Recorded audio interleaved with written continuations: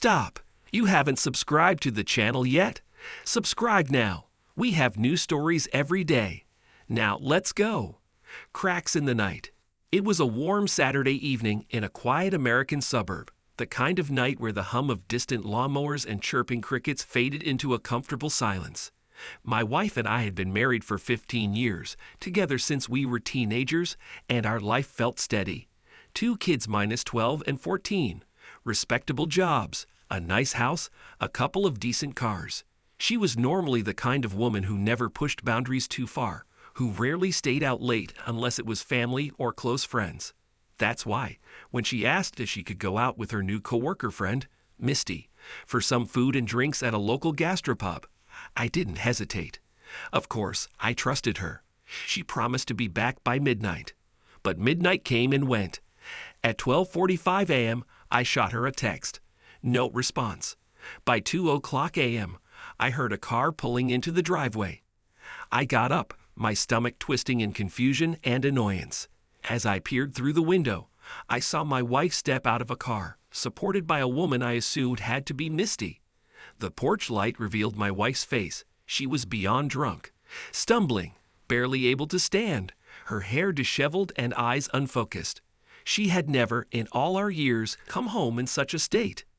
As I opened the front door, Misty introduced herself with a smirk. "Hi, I'm Misty, your wife's best friend," she said, her voice dripping with false familiarity. Behind her in the car, to my disbelief, were 3 men, strangers, waiting silently. My wife's voice was slurred, her gaze glassy.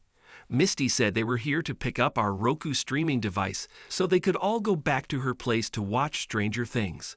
It was a bizarre, brazen request at 2 in the morning, and I couldn't hide my shock. I tried to defuse the situation, shaking my head. "Not tonight," I said firmly, stepping in front of them. But Misty just grabbed my wife's hand, insisting they didn't need my permission, and attempted to lead her back to the car. That's when I realized this wasn't just some misunderstanding. There was something darker here, a blatant disregard for our home, our marriage, our trust. I followed them, blocking their path as they neared the car's open door. The men stared at me, smug and silent, until one finally spoke up, leaning forward with a sneer. "You don't own her," he said, voice thick with challenge. "Wanna make something of it." He even threatened to kick my ass. Rage flared inside me. Without another thought, I reached into the car, yanking him by the collar until I could see panic in his eyes. The other 2 men shrank back, not wanting any part of this confrontation. At that moment, my wife seemed to regain enough sense to stumble back towards me, away from that pack of strangers. Misty started hurling insults at me, calling me violent, controlling, abusive, anything to make me stand down. But I stood my ground and told them all to get off my property. At last they sped away, leaving my wife trembling and disoriented in my arms. Inside, she rushed to the bathroom, sick and shivering under the shower spray. I waited anxiously, anger and confusion warring in my mind. When she finally collapsed into bed, I decided to wait until morning to talk. Maybe there was an explanation. The next morning, the sun's warmth did little to ease the tension. She rubbed her eyes, clearly hungover, and I demanded to know what happened. Who were those guys, and why were you trying to leave with them? She looked at me blankly. "What guys?" she said, voice raspy. I explained the entire scenario, the midnight Netflix mission, Misty's arrogant behavior, the strangers in my driveway. She said she remembered a few drinks at the bar, meeting some men who chatted up Misty, and apparently having too much to drink. She swore she would never cheat on me or do something terrible. She insisted she must have blacked out and couldn't recall getting into that car. Her shock and embarrassment seemed genuine, but I couldn't shake the feeling of betrayal, even if it wasn't direct infidelity. I told her this kind of behavior would never happen again, and gave her a choice. Drop Misty or move out. Without hesitation, she agreed to cut ties with Misty. She even agreed to quit the new job if it meant distancing herself from this woman. Misty, predictably, wasn't done causing trouble.